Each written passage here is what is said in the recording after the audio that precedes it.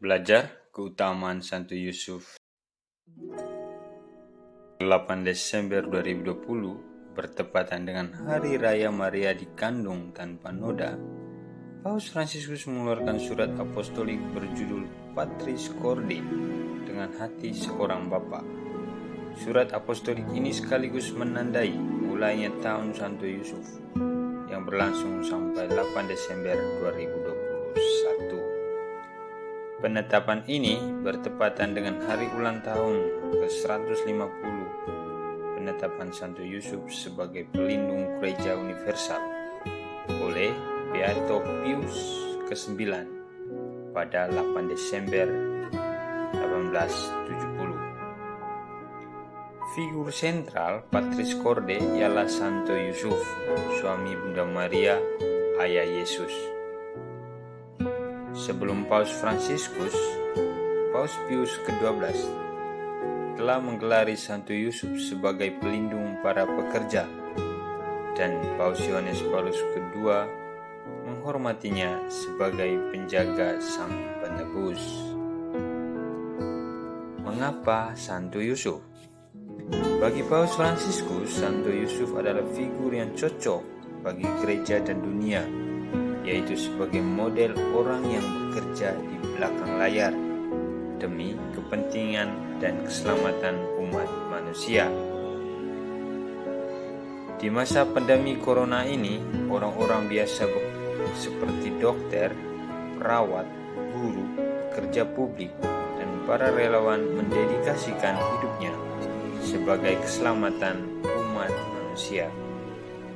Mereka itu tidak menjadi headline berita di media, namun tulus mengabdi dan melayani. Itulah contoh aktual semangat Santo Yusuf. Ia seorang ayah dan pekerja yang tulus. Ia melindungi Maria dan Yesus demi keselamatan umat manusia. Tanpa banyak tampil dan dalam diam, ia turut dalam karya keselamatan Allah. Krisis global karena pandemi corona menantang kita berbela rasa seperti Santo Yusuf yang saleh. Nah, pemirsa Mata Katolik, mari kita satu persatu membahas keutamaan-keutamaan yang dimiliki, yang bisa kita pelajari dari Santo Yusuf. Paus merefleksikan 7 kualitas keutamaan yang dimiliki oleh Santo Yusuf. Pertama, Yusuf adalah seorang bapa yang terkasih. Ia suami Maria, ayah Yesus. Paus Paulus ke-6 melukiskan bahwa Yusuf mendedikasikan status dan hidupnya demi keluarga kudus. Dengan kata lain, ia memberi dirinya sebagai seluruh rencana keselamatan. Yohanes Chrysostomus.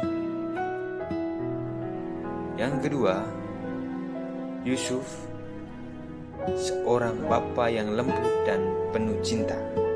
Seorang bapa yang lembut dan penuh cinta. Ia menyaksikan Yesus yang tumbuh penuh kebijaksanaan. Sebagai ayah yang melindungi anaknya dengan penuh kasih dan kehangatan. Ia menampilkan figur kerahiman Tuhan bagi anak-anaknya. Ia mengajar mereka berjalan dan mengangkat mereka dengan tangannya, membungkuk untuk memberi mereka makan. Bandingkan Hosea bab 11 ayat 3-4.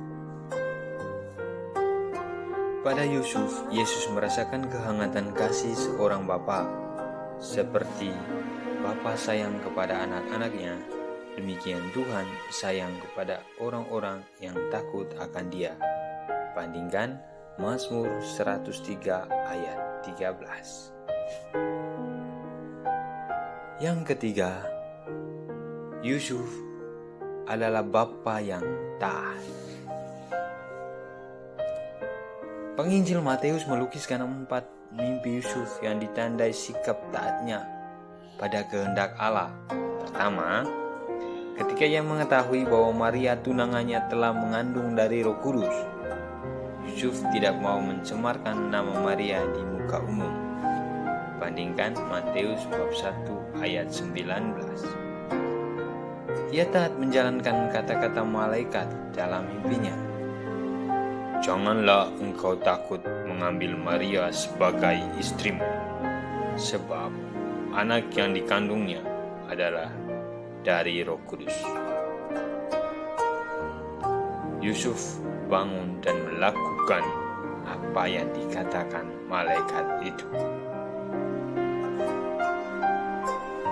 Mimpi kedua, Yusuf taat pada perintah Tuhan untuk mengungsikan anaknya ke Mesir karena ancaman Herodes.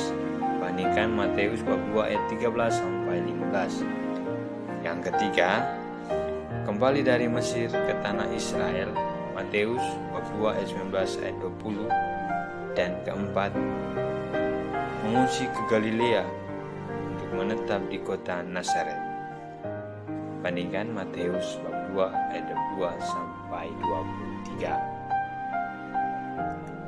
Paus Fransiskus mengajak kita untuk merefleksikan bahwa selain fiat Maria, ada pula fiat Yusuf.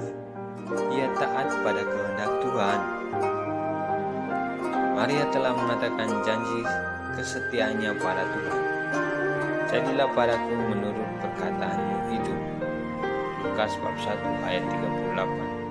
Demikian pun Yusuf memperlihatkan fiatnya sebagai ayah Yesus, dan Yesus sendiri pada saatnya di Taman Getsemani menyatakan fiatnya kepada Allah Bapa. Bukanlah kehendak, melainkan kehendak-Mu lah yang terjadi. Bandingkan Lukas bab 2 ayat 42. Yusuf mendidik Yesus dengan contoh sikap taat. Keutamaan yang keempat, Yusuf adalah seorang bapa yang siap menerima.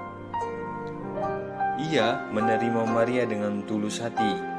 Ia percaya pada kata-kata malaikat Tuhan. Ia figur seorang pria yang menghormati perempuan. Ia tak mau mempermalukan Maria di hadapan umum. Ia pria yang bukan hanya berpikir logis, tetapi terutama bertindak sensitif. Yusuf memberi teladan bagi kita untuk melawan kekerasan bagi perempuan. Keutamaan yang kelima, Yusuf digambarkan pula sebagai bapa yang berani dan kreatif. Yusuf tidak lari dari kesulitan. Dalam situasi sulit, ia berani memilih tindakan yang bukan menurut pilihannya sendiri. Dalam situasi dilematis, yang menjadi mujizat bagi keselamatan Maria dan anak Yesus. Ketika tidak ada tempat bagi Maria di Bethlehem, Yusuf menyediakan palungan hewan yang nyaman. Ketika harus mengungsi dari ancaman Herodes, ia tegar melindungi dan menyelamatkan keluarga. Yusuf percaya tangan Tuhan. Keutamaan yang keenam, Yusuf sebagai figur seorang bapa pekerja. Yusuf adalah seorang tukang kayu. Ia bekerja keras menghidupi keluarga kudus. Ia adalah pelindung para pekerja. Paus Leo ke-13 dalam ensiklik Rerum Novarum merefleksikan teladan Yusuf sebagai seorang pekerja. Yesus belajar bekerja dan melayani dari sang ayah Yusuf. Di tahun Santo Yusuf ini, kita patut berdoa dan menghormati para pekerja yang mendedikasikan hidupnya bagi umat manusia. Dan keutamaan yang ke-7 atau yang terakhir,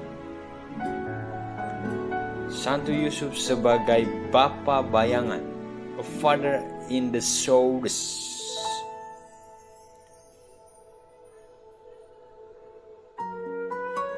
Figur Yusuf sebenarnya menampilkan sifat Allah Bapa sendiri yang selalu mengasihi anaknya. Relasi Yesus dan Yusuf adalah bayangan dari relasi Yesus dengan Bapanya di surga. Yesus adalah figur penyertaan Allah Bapa dalam seluruh hidup Yesus putranya di dunia.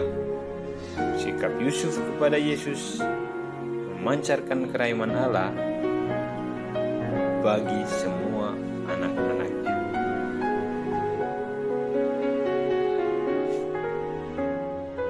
Bagi Paus Fransiskus, seorang menjadi ayah bukan hanya karena status menikah dan memiliki anak.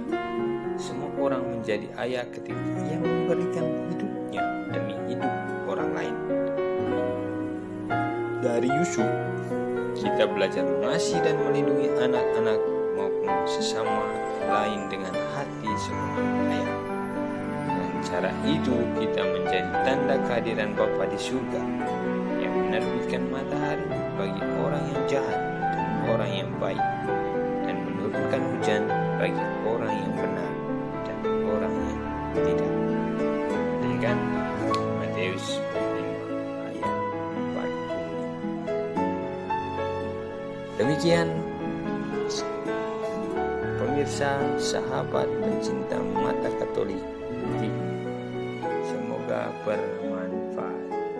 Salam sehat, jangan lupa pakai masker, dukung terus channel kami dengan subscribe, like, comment, and share. Terima kasih, God bless you.